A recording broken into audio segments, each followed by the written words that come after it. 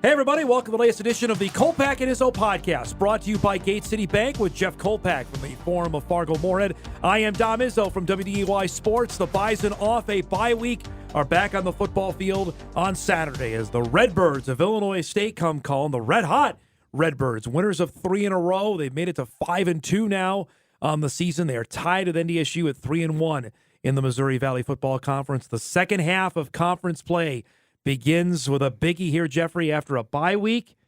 NDSU has not lost off a bye week since 2005. 37 in a row, 37-0. It's almost, in a way, I know it's not, and I wrote about this, not as mystical as the 39-game winning streak, and actually the 33-game winning streak that they had at one time too. It's not as maybe cool as that, but it's nonetheless still very impressive.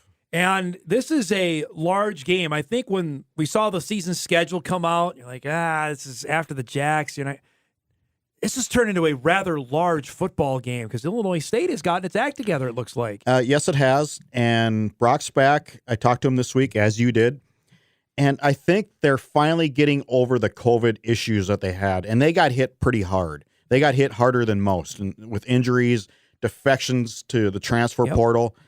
What was it, 15 guys at one point, I want to say, when I did that story about a year and a half ago, that they just got murdered by it. And he feels like he's finally getting his team back to, with a full year of off-season conditioning. And that's the biggest thing. He likes his program. He likens it to NDSU's. They try to emulate NDSU in the off-season stuff. And I know he's said this on numerous times. Do you know he coached in the Big Ten? He does like to mention that every time, which I love him for. But they lift weights. He goes, we just lift weights. We don't do all this fancy, acceleration stuff. And then he goes, we just lift weights and eat burgers and steak. That's what we do. I love him. He's just the best. I asked him about going into the portal to find a quarterback because, honestly, Jeff, the last homegrown guy they had was Matt Brown, and that was 10 years ago. Remember, he started for 4 years. He was a good player. He was good. It wasn't that great, but Trey Roberson was the standard, and he led him to the national title. But he was a transfer. You know, he was not a homegrown guy. But since Trey Roberson, they have had a guy every year or two and just not worked out. No. Whether you go to Bryce Jefferson, who didn't work out, Jackson Warren. You had Jake Colby in your story. I forgot about him. Jake Colby was a starter for a year and a half and then Brady Davis was the transfer from Memphis. But then he got hurt and he didn't really pan out. He wasn't the guy. And so finally, I don't think Zack Annexstad is Trey Roberson. He's not. No, he's not at that level. But at least he gives them a certain potent option on the offensive end. I mean, they don't score a whole lot. No, Zack Annexstad is not going to. It's hard to say quickly. Zack Annexstad is not going to blow you away. Throwing it all over the dome like Rhett Bomar did back in the day or whatever. But old days here. But he's a good option for them. Illinois State is better than what they averaging had. just 20 points a game. They're giving up 20 points a game. So it's not like that they are setting the world on fire offensively. And easily, Kolpack, this team could be 2-5 rather than 5-2. They won by 2 points at Northern Iowa. They won it by 2 at home against USD and then squeaked out a win last week against Indiana State. Now, on the flip side of that, you could say, well, they almost beat Southern Illinois as well the week before they beat Northern Iowa. They lost that game by 5. And should have won. Frankly, they should have won that game. There was a call in the end zone that went against them, a potential pass interference penalty. So when you play with fire, you're going to win some, lose some. I was going to say, so are they good enough to win those games? Or are they just are they not? I think you're right down the middle. Yeah, I think you're right down the middle. They are 62nd in passing offense. And NDSU is 105th, so I mean, preaching to the choir there. I look at one stat, though, this stat now. The Bison pass defense is 4th in the country. That's really, really good. And they've done it without their defensive line studs that they've had. Yeah. Spencer's pretty good. Spencer's a veteran. But I feel like he's the only productive guy on that defensive line. The threat. He's the pass rush threat. Yep. They don't have that they had last year. Even up the middle, I just don't feel like, Dutenheffer has a sack, I think, but sack and a half, yeah. It's just not. Tony Pierce, Jared has one. Tony Pierce has not really showed up. No, not much. Cava was producing before he got hurt. Shaka Rokes. Rokes has been absent this year. Yep, that's another guy I thought would have a big breakout year. That's not really happened. on that. Illinois State's also down its top running back. Cole Mueller got hurt in the first game of the season against Wisconsin. I remember him last year. Hard runner. He ran hard against the Bison, broke his leg on the third play of the game against the Badgers, which is, the risk you take when you're playing those FBS kind of games. Wenkers Wright has come in and has done a nice job. 96 carries, 413 yards on the season, and a touchdown. 4.3 yards a carry, though. Right. He's no Mueller. That's not going to blow you away. He's no James Robinson. That's not what you're going to see on the field. Defensively, though, and this is a SPAC staple, they play hard. They have dudes up front, and they have, again, this Vandenberg's the guy. Zeke Vandenberg. He's been around for years, and he's going to be a load for the Bison O-line to try and contain Yeah, he tomorrow. leads a team in sacks, and what's that tell you? They blitz a lot. They bring a lot of pressures. He has 7.5 on the year, I think it is. And so the offensive line is going to have a task on, I don't know if you zone block it up a lot or what. They do the old 3-4. Yep. Is that still a thing? That used to be a thing. Like when UND brought it, ago. yeah. Who brought it? UND brought it back in the Division II days. Southern Illinois did it when Dale was there. Yep. Dale same was there, right? Same concept. Yeah, when Dale was there at SIU, I remember we did that story. It seemed like 2 or 3 years in a row. It's the 3-4. I think it took a while to figure out how to attack the 3-4, and I think you do it with flat passes, short passes. Okay, if you're going to bring that linebacker, I'm just going to right there.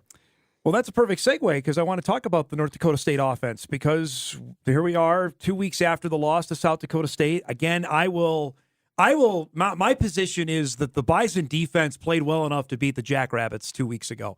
The offense just went away, and I'm not sure what happened there. And I don't think it was Tyler Roll's best day as an offensive coordinator, especially in the second half. No, the first 3 drives, they looked like gangbusters, and for whatever reason, they went away from it. Did not look like way after and that. We know Tyler. I'm sure he's banging his head against a wall after that game, and now he's had 2 weeks to bang his head against the wall. But it's, I have bad days at the office. You do too, I think. Never. Don't you? Yeah, Never? I do. You do? Cam Miller has been lights out. 72% completion percentage over the last 3 games. So you say that, he's going to need, and you're talking about the kind of defense they're going to face, he's going to have to be lights out again tomorrow with now we're asking, I was telling you all year, who's going to step up? I guess DJ Hart is the guy. I know you talked to him earlier this week. DJ, I think he seems like he has a lot of confidence. And with the departure of Phoenix Sproles, I don't know. Maybe sometimes the elephant in the room who wasn't contributing, maybe that'll be a plus for addition by subtraction. Maybe I don't know the ins and outs of this, but when you have a senior leader leave like that, isn't that a little weird? I've thought so since I heard the story. When I first got wind of it 2 weeks ago, I thought this is. I asked Ansi, he said that surprised him that he left. So, maybe if you want to leave, go. And what? And we've seen Phoenix touting all his offers on social media. Yeah. I mean, that's what they do these days. Yep. I don't know. Maybe I'm old school, but if I'm a teammate, okay, and my teammate quits on the team midseason and is touting and bragging, which is bragging, right? It is. Absolutely. Offers from my rival, Northern Iowa. I was going to say, that's the thing that would get me, Kolpack. There's offers from Northern Iowa, Missouri State out there that would be unsettling. Wouldn't that bug you? Yes. As a teammate? Yes. If me you're asking too. Me, it would bug me. Like, wait a minute, they're in our league. Don't show your face around here. It's one thing. James Madison is offered. That's one you want to brag about. That one, I'm all for it. The other ones are a little hard for me to. If I was a teammate, that would be hard for me to get on board with that. I would think.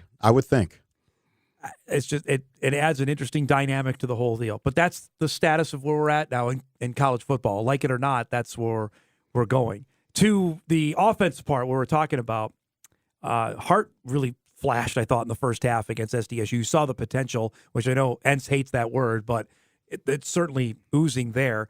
I think they're down to 3 receivers now. I think they went from 10 to 3. I was going to say, I think you're right. Braylon, DJ Hart, and Zack Mathis. I think you're right. Raja's still there, but he hasn't been an impact guy like he was last season. Nelson was able to make some big-time plays as the season went along. I put Lippy in there. They got 4. Lippy's been pretty solid this year. Yeah, and I like his role, and he's more the tough guy receiver out there. And he's made third down catches. He's been able to extend it. I'm going to make a call early here. I What? think Joe Stuffel's going to get his first career touchdown on Saturday. I think that's an area they can exploit. You have inside information. I don't have inside information. I'm Yes, just telling you do. I think Stuffle is gonna get a look to potentially get into the. They have to. They have to use him since Gindorf went down. You've seen that progressively get better. Yep, There. and the tight end coming. Speaking of Gindorf, he has another year of eligibility. If he were to use it, he could. He could 'cause come back for a seventh year. He only played 3 games. I don't know if he will. He probably won't. But well, you talk to him. I mean, I think the NFL stuff is probably off the table for 2023. No. well, I guess if you want to put it in that context, if he wants a shot at the NFL, I think you got to come back right. for a 7th year. I'll put it in that. Are you context. too old though? Well, Chris Winkie was whatever it was, isn't he? 27. 25. Yeah, I mean he could give. If he wanted to go through it again, because the NFL door is not going to be open to him for 2023. It will not. Not with what you said in that story and what he told you. If he hopes to get back by March, which is pro day, which I don't think it'll be pretty and that'd be iffy. your first thing. You haven't done anything and try and go and do that. No. No way. Yeah. No way. I maybe that opens the door. Speaking of injuries, the Bison will be out without Jalen Sundell for it looks like a while. Their starting center had a he's coming back. reaction fracture on his right foot, I want to say. Saw it was in a boot before the Indiana State game. You are correct that Jalen Sundell will use his extra year of eligibility. And I think he's coming back as a left tackle. I do. With Westberg owning the position right now, I think Brandon's been pretty good. They're going to need a left tackle with Cody leaving. Boy. And he was recruited as a tackle. Sundell was a tackle out of high school. He was recruited Missouri. as a tackle. Boy, if you got him, Zabel, Westberg, Mason Miller, you got to figure out, replace your. Well, Kubis is coming back, I've been told as well. I didn't know that. Yes. I was told that earlier this week that Jake is going to be back. So you got Pontius, you got Jake Rock, who's, But you got 4 of your 5 guys back there. Actually, you have them all back just in different spots because Zabel started this year. Mauk will be a loss, there's no doubt. And considering, we're getting off topic here, I don't know if you saw the tweet from Dane Brugler from The Athletic. I saw that. Who called Cody Mauk potentially the best of all the North Dakota State linemen that have been drafted over the last decade. So that's Billy Turner, Joe Haig, Dylan Radens, Cordell Volson. And he's saying Cody's better than you got a second-round guy, a third-round guy, a fourth-round guy, and a fifth-round guy there. So what are you saying? He's a first-round guy or what? Well, there's only one spot to go when you're saying that. So, as long as we're off topic, I have 2 thoughts this weekend. Okay. Number 1, I think this is a tipping off point or a jumping off point for NDSU's season. If they bury the Redbirds, let's say they go out to a 21-3 halftime lead and put another 14-21 and win 42-10. Okay, now this team, I think, has potential to do something as the season progresses. If they struggle to win 16-13 or lose the game, I don't know. It's in the balance. You're just another team. Okay. You're another playoff team that you're probably going to have to hit the road on Thanksgiving. And with all the teams, and I wrote it down, I forgot it, but there's a lot of 6-2, 5 or 1 or 2 lost teams. Let's put it that way. The Valley has only 3, and they're one of the lowest leagues for with the teams with the fewest losses, if that makes sense. Yep. Number 2, I need to get a leg dab poster. Yes. Apparently tomorrow, limited quantities available at the Fargodome. Leg dab posters will be located at the entrances of the concourse, only available at the Dome, of Hunter Lipke doing the infamous leg dab that he made popular last year. And I never do this, but Hunter, if you're listening, and I know you are, I mean, why wouldn't you? But my relatives live literally, half hour from Spencer, Wisconsin. Is that right? Oh, they know all about Hunter. And I want to get an autographed leg dab. Oh, okay. For my cousins. Well, I'm more curious if he can capitalize on this. He should. His name and image and likeness are all here. This is an NIL deal screaming here. I don't know if it's because it's through the school. And for the listeners, Dom's holding up the poster on his phone. That it is him, but they're not selling them, though. They should sell them. Why not sell them? Yeah, that's a good point. They are not selling them, but that would scream to me that would be a NIL potential there for him to capitalize on. It's similar to the Destin Talbert on the one-handed interception when he sold the T-shirts. And they got a hoodie on that, right? I mean, and that was all him, and good for him. Yeah, absolutely. It was a great likeness. So that artwork is, to me, as I'm looking at it on your phone, is similar to what the Destin Talbot one-handed leaping interception against James Madison. You know, I want to go back to your first point. I think you're exactly right. The second half of the season starts here, and it does. If they are impressive, I think, they're right back in the conversation. If this is another slog like it has been with South Dakota and Youngstown and Indiana State, then I don't know what to expect from this team for the last 3 or 4 games of the season. And I think it's all right there in 60 minutes really on Saturday afternoon. And I think that's probably been hammered home as well. I would imagine the coaching staff has probably tried to tap into that over the last 2 weeks. And you watched a ton of football this past weekend, as did I. And I am of the mindset, and I know people that either listen to Hot Mic or watch our video blog, they might roll their eyes on this because I've hammered this point. There are no great teams this year. I think South Dakota State is very good, and I think there's a lot of good teams. I think North Dakota State is in that mix. I think South Dakota State elite, though, is the best of the good. Yeah, that's a good way to put it. I think they're the best of the good. There's nobody out there just screaming ahead like North Dakota State did in 2019. What we are seeing, Dom, what we are seeing right now is the product of the transfer portal, because all these FCS teams, how many lost 300 players to the FBS? That was a stat I was told earlier this week. That's a lot of players. That's a lot of talent leaving the FCS for FBS. And all these teams have lost their best guys, mainly. I mean, obviously, that's a statement of generality. But there has been a ton of talent leaving the FCS. And what you're left with is what you're seeing.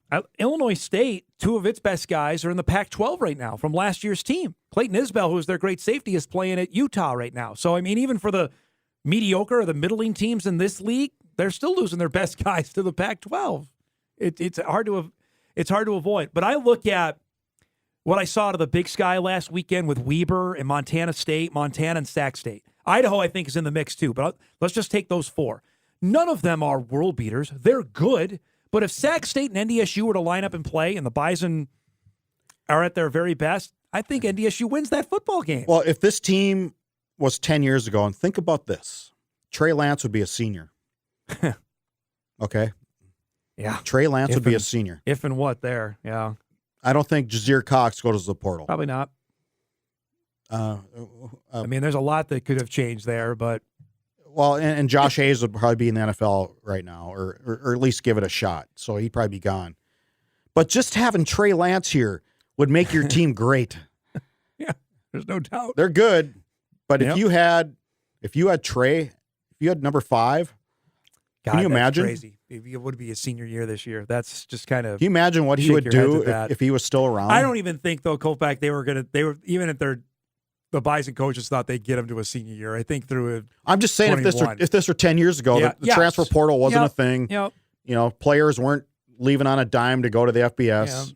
Or leaving early to go to the NFL out of the FCS. That's still which is still mind-boggling. As rare as it can happen. It's rare as it gets. No doubt about it. Especially at that position. Yes. It's just amazing. When you look at the Valley, I mean, Southern Illinois picks up a stinker last week with South Dakota. I mean, that goes to show you exactly what you're talking about this game with the Bison. I mean, I think Vegas has NDSU as a 17-point favorite. I would gobble that up in a heartbeat. I don't know if they're going to win by 17. I don't think so. I don't know where that came from. Yeah, I don't know about that. But this league will do that. South Dakota had given no indication of playing a football game, and then they bench Carson Camp. Aiden Bauman comes in, Todd Bauman's son, transfer from Iowa State, and knocks off SIU. Hadn't lost a conference game until that one last week. I watched that game too. Did Bob save his job with that? I don't think so. We'll see. I mean, I still think they need to look to the future. I like Bob a lot, but I'm just not sure it's happening to Herbster's satisfaction. Okay. Maybe because, an hour and a half north, things are going so well. Really well. Jackrabbits are humming, and they're the team right now. But, I mean, you look at in our bracketology, I have 4 teams from the Valley. SDSU, I'm having SIU. 3 right now. Really? And we'll debate this on the pregame show tomorrow. So UND right don't now, have in? Right now, I don't think so. Okay. I don't think. What do they have? 4 losses right now, right? They have 3. UND is 4-3. 4-3. I don't think 4-loss teams. You're on the bubble right now, as I see it. Okay. As I see it, as I studied it yesterday, Well, and that shapes up for NDSU. You look at this game this week. They have Western, which they should take care of, and then that game in Carbondale in 2 weeks is as big as any game they've had in a long time. That is a monster football game, and Southern Illinois will be coming off a bye for that game. There shouldn't be any shortage of motivation in 2 weeks at Carbondale, where the site of the 39-game win streak came to a halt. Speaking of Southern, they have a huge game this week with Northern Iowa. And by the way, here are the Panthers, and I know you're what you're saying. UNI is 4-4. But if they are able to win out here at 7-4, they would include a win over the Jackrabbits, they would have to be in. They would have to be in at 7-4. We'll see how it shakes out, though, on these other 1-2 loss teams. Because they would have beaten Southern Illinois and they would have beaten South Dakota State to get to that mark. Okay, the Big Sky has 5 teams who are 5-2 or better. Yep. The CAA has 5 teams that are 5-2 or better. They're not all getting in. The CAA. I think all the Big Sky it's is. It's a wins and losses game, though. Yeah, but it depends on who you're beating and how many counters you have. The SoCon has 4 teams 6-2 or better. Yeah. So here I'll throw a couple things at you though. Weber and somebody else played a non-counter. Weber State's played a non-counter. Incarnate Words played a non-counter. I know a couple of those SoCon teams have played non-counter. So in the eyes of the committee, that's one less win. I'm just going to throw that at you, and that does count. So that's one less win. So don't forget about the quality loss, though. But the wins matter. So if you have 7 wins, in the eyes of the committee, you may only have 6. I still think 4-loss teams right now are on the bubble. Okay, I won't argue that there. We'll save the good stuff for the pregame show tomorrow on that. Lastly, on this football game, before we talk some picks here, Tamarick Williams 1 carry in the game last week. Dom Ganella had 3 carries. Wasn't Tyler Roll's best game? I don't think. I mean, what do you see here out of the? There's some saying that Hunter Lipke may not be 100% either. There might be some steam to that too.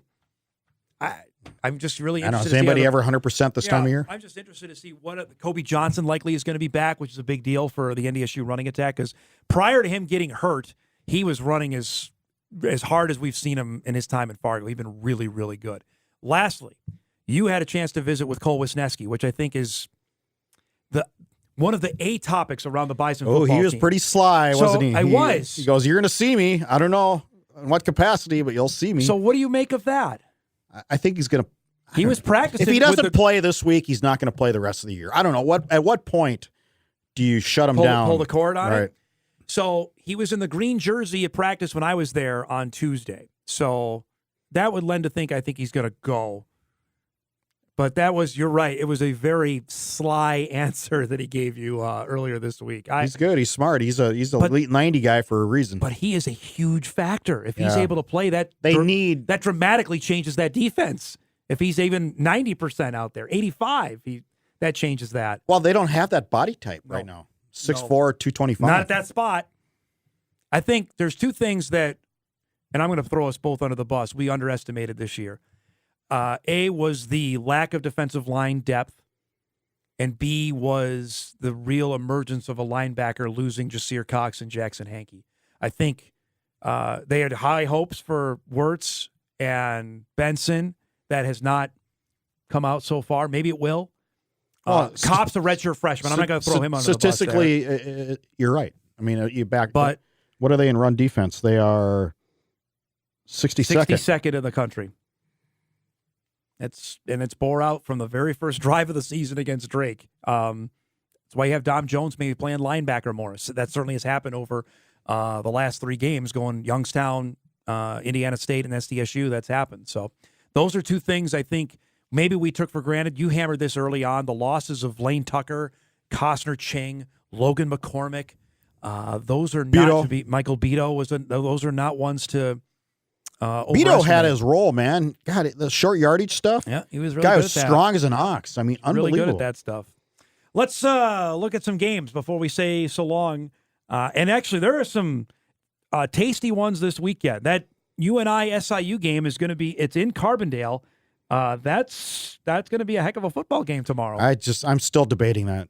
That's keeping me up at night. Bobby Petrino, is he done at Missouri State? After this You're year. saying he's going to quit? I would say... I mean, they're not going to fire him. They're not going to fire him. But they are 0-4 in the league, 2-5, and out of the playoffs. And again, I've hammered this on this podcast that be careful of the portal because they brought in a ton of guys. They did. And you have too many guys, and I'm pretty sure this is accurate. They have too many guys who think they should start. Yep, I'd agree with that. And that's not worked out well for them. A huge game in the Patriot League tomorrow. First place on the line. Fordham at 6-1 at unbeaten Holy Cross tomorrow. Holy Cross, with an FBS win, they run the table, very well could be a seeded team. Ooh, they could very well be a seeded team in the tournament. Whoever thought a team from that league, champ, from the Patriot, right? would get a seed. They beat Buffalo, so they have an FBS win. They would Where's be Holy Cross? It's in Worcester, Massachusetts. We are going to Worcester, Massachusetts. Worcester's a lovely town this time of year. That would be fine by me. It's lovely in the fall up there. It'd be fantastic. I wish Harvard would get in the playoffs. They've got Dartmouth this weekend. I like Holy Cross in that game. They're pretty good. The other big one, and you mentioned the SoCon, so it's going to work at out. Chattanooga at 6-1 against Furman, who's 6-2. Chattanooga's legit. I think they're a really good football team. I like them. Yeah, I think if Chattanooga wins this game, they'll finish 10-1, and they'll be seeded for sure. The Biggie and the Big Sky, they kick off slightly before the Bison game. Montana at Weber State. Wow, I watched Montana. You watched the Grizz play. I did. I watched the Weber State-Montana till State like 2:30 in the morning, was it? Offense, very vanilla. I mean, I know they lost their quarterback, but the backup, I mean, I swear they had like 3-4 plays and that was it. It's just so vanilla. And maybe with a week of practice, and I don't know if Johnson's back or not, but the backup just, they had no confidence in him whatsoever. So I like Weber in this game. I think Montana's trending the wrong direction. You're going the wrong way. I think Montana's heading towards Thanksgiving. I think so. They still have another really loss disappointing on their in Missoula. They had high hopes this year of winning a league title. The other one is Idaho and Sacramento State. And Idaho's red hot. Idaho's They've won trending up. 5 in a row. Sac State barely won that game. This is the second of 3 biggies for the Hornets here. There's 3 things that impressed me about Sac State when I watched them. The fullback, running back, the Hunter Lipke, what is it? Cameron Scatabo. Their running quarterback is really good. He has 12 touchdowns on the year. O'Hara, I think his name is. Yeah. And they have a pretty good defense. Yep. But they don't wow you. But they have not won a playoff game. That game did not wow me. Sac State State and Montana, I'm just watching it going, these are middle to upper level Valley teams. Yeah, right. That's what I'm saying. And they still haven't won a postseason game yet. The 2 times they've been in, 2019 and last year, they had home playoff games, lost to Austin Peay, lost to South Dakota State. You got to do something. It's prove it to me in the postseason on that for Sac State. I'm on Idaho. I think Jason you're right. Eck's team is. I like the way things are trending. I think they're going to win that football game tomorrow in Sacramento. That's a late kickoff. And if they win, maybe we go to Idaho, Moscow. I've never been there. I've never been there either. Okay, you already have the Bison on the road, huh? The Bison very well could be the 3 seed if they win out. I was just I like to travel. All right. Here's what's going to happen. All the years we've complained about NDSU and SDSU on the same side, the Bison are going to be the 4. The Jacks are going to be the 1. And they're going to play in Brookings. They're going to have a semifinal game in Brookings. It's going to be like 8 degrees. And the Bison fans will be there in droves for that game. That'd be a heck of a Get your Carhartt, baby. Don't forget, tomorrow, Bison Game Day, live on the air, 10 a.m. on WDAY. Jeff, myself, and Kyle Emanuel. Logan Campbell is off this week, so it'll be the 3 of us manning the desk. Our kickoff show begins at 2:20 on WDAY, and then the game between Illinois State and North Dakota State. The Bison have not lost to the Redbirds since 2010. Kolpack was at that game. He always reminds me of this because you had to travel, I think, commercially. The Forum, we did not send anybody to that game. I didn't go to that game. I think it's the last road game I didn't go to. So that's been a long time since the Bison lost to Illinois State. So we'll be there for full coverage beginning tomorrow. For Jeff Kolpack, I'm Dom Izzo. That's the latest Kolpack and Izzo podcast brought to you by Gate City Bank.